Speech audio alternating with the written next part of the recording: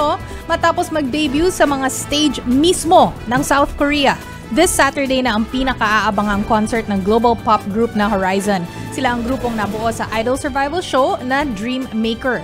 Bago ang kanilang first ever concert, makakakwentuhan natin sila ngayong gabi. Live po yan ha. Makakasama natin si Vinci, Kim, Kyler, Rayster, Winston, Jeremy, and syempre si Marcos din. And as always, makakasama rin natin si MJ Marfori. MJ! Hi, boys! Hello! Ani Yong! Welcome back to the Philippines, Horizon! Hello, kamusta? Nakita. Ayan. Okay, eto na. Siyempre, inaabangan ng ating mga STLer ang inyong standard intro. Go right ahead! 하나, 둘, 셋! 안녕하세요! We are Horizon! Guys, congratulations dahil simula na pumunta kayo rito, airport pa lang, sinalubong na kayo ng fans. Nagulat din ba kayo sa init ng tanggap sa inyo? Given that yung journey ninyo, no, parang 1 year, di ba? Mahigit kumulang 1 year, napaka-fast track ng inyong success. Yes po, super thankful po kami na kahit pagdating pa lang namin dito sa Pilipinas, ang dami ng anchors na naghihintay sa amin para i-support kami. So, super grateful kami every day and lagi kaming nagpapasalamat sa kanila kasi kung wala sila, wala rin kami. So, lagi namin binibigay yung best namin sa lahat. So, sana makikita nila yung efforts din namin. Since umuwi kayo dito days ago, nakita nyo na ba yung mga magulang ninyo? Nag-hello na ba kayo sa kanila? Nakapagpahinga na ba kayo kahit saglit? Wala pa nga po. Baka po sa concert pa po namin sila makikita. Kasi ngayon po, busy pa po kami with practicing for the concert. So priority muna po talaga matawid tong concert and then mamimit na po namin yung families po na dito.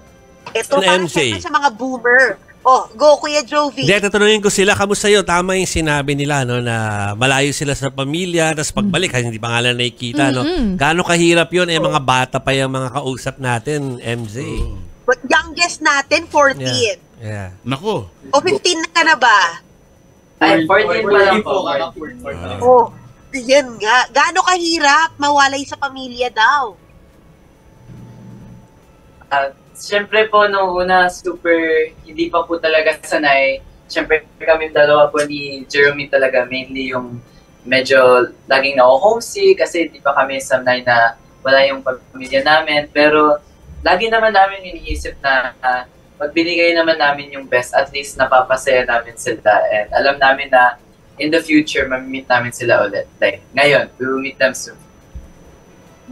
Grabe. At alam mo, guys, gusto ko lang sana i-comment din kayo kung paano kayo tulungan niyo yung isa't isa kasi nakikita yan yung mga grabe rin yung mga fan edit na hindi niyo namamalayan pero yung suportahan niyo sa isa't isa lalo ka na Vinci bilang talaga grabe mong saluhin yung mga groupmates mo rin na yung mga kapwa Horizon mo nakikita grabe yung comment section ng mga anchors when it comes to kung paano mo sila inaalalayan pero what do you always tell the group whenever you guys are faced with challenges sa training at syempre doon sa mga pinapagawa sa inyo para maging mga idol na ngayon na kayo, di ba?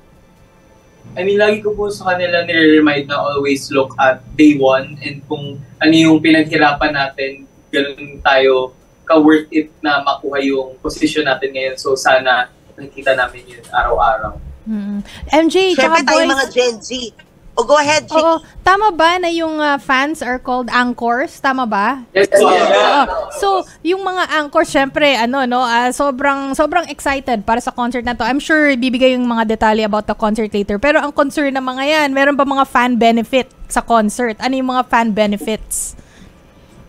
Yes po, marami pong mga fan benefits na makukuha po ng mga anchors namin. And also, marami din po kami special stages na inihanda na doon lang po talaga namin perform sa concert. Katulad po ng mga solo performances po namin. So, sana po abangan po nila lang. Yes po.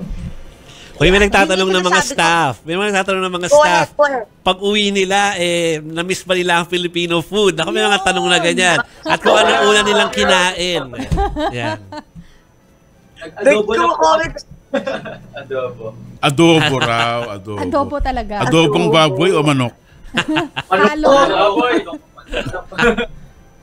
Kasi syempre, araw-araw yung training nila, kailangan nila ng protina, di ba? Of course. Kaya yun talaga, pa-healthy, manok tayo. Pero yun nga, para sa mga, syempre, alam natin mga Gen Z, kung paano talaga mag-training ang mga idol. Pero para sa mga boomer na nakikinig sa atin ngayon, at Gen Xers, ikwento nyo naman kung paano yung training days ninyo sa Korea in almost 4 months.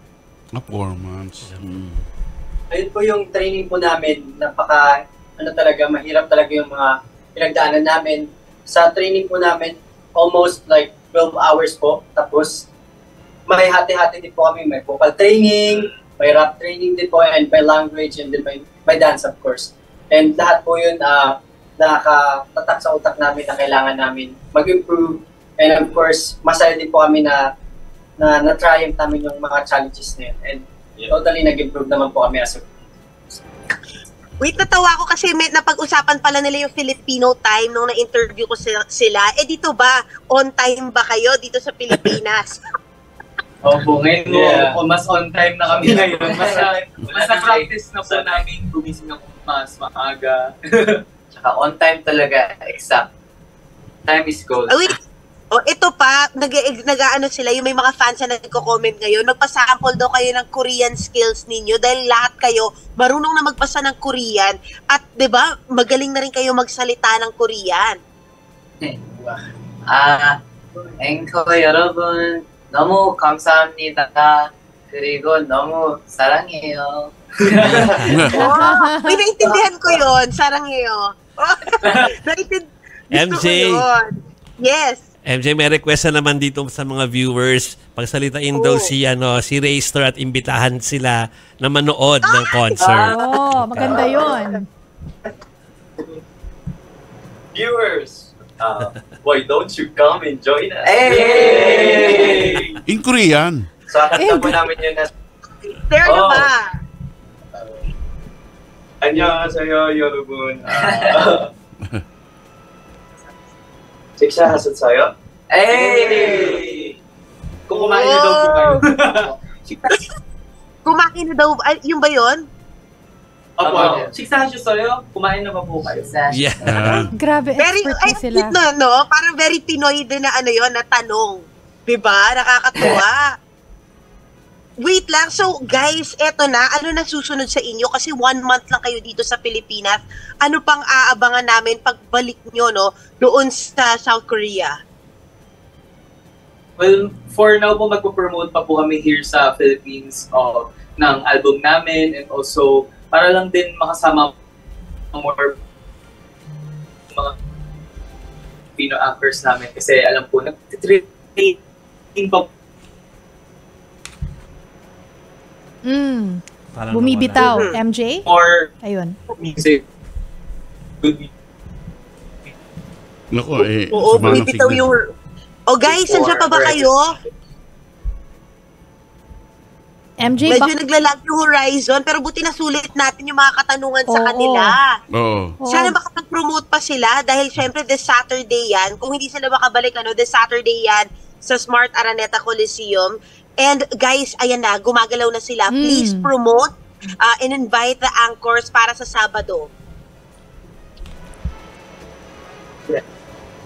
Yes, Araneta, we will be having our first concert, Horizon First Concert Friendship Voyage to Manila. I hope you're all excited because we're preparing so much for it and we hope to see you there. We love you! We love you, Anchors! We miss you, Anchors! Maraming salamat, Horizon, at syempre, our very own MJ Marfoy. Thank you and good luck. Thank you. Good luck. Okay. Good luck sa Horizon. Yeah. Good luck, Nanonood good luck. kayo ng FIBA sa Smart Araneta. Ngayon, yung actually homegrown, although trained in Korea, na grupo mo, so para po ma-experience nyo yung kanilang tinraining for 4 months. Oo. So, At para Korean malaman nyo, moves. puro Pinoy yon mga kapatid ha. Mukha lang silang hindi Pinoy at first glance, pero puro Pinoy po sila. Oh. Gusto ko yung kanta nila yung Lovey Dovey. ano yun? Hanapin nyo, maganda yung kanta. Anyway, magkota na daw tayo. Oo, kota na tayo sa balita,